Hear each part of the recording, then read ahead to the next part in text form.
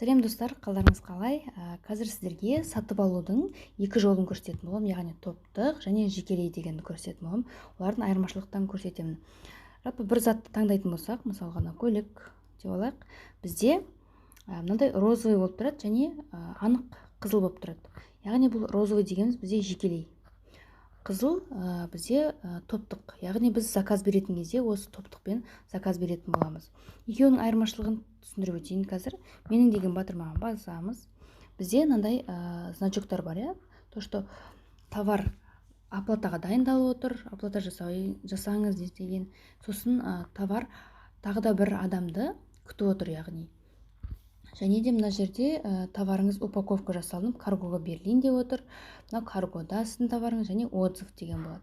Енді қараңыздар, сіздің топтық болған кезде, жекелей жіберген кезде, мысалға, жекелей сатып алған кезде, сіздің товарыңыз мына жерде тұрады.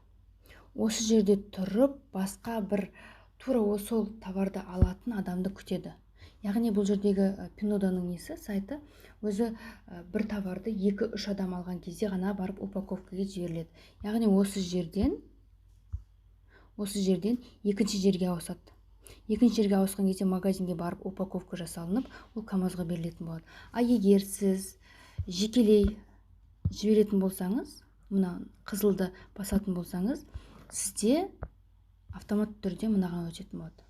Яғни ол жерде сіздер былайынан да қарасаңыздар болады. Мынаның астында товар алып жатқан адамдар бар. Солармен бірге жіберсеңіздер де болады. Сол кезде сіздің товарыңыз бірден каргоға берілетін болады, жылдам келетін болады Қытайдан. Айырмашылығы осындай.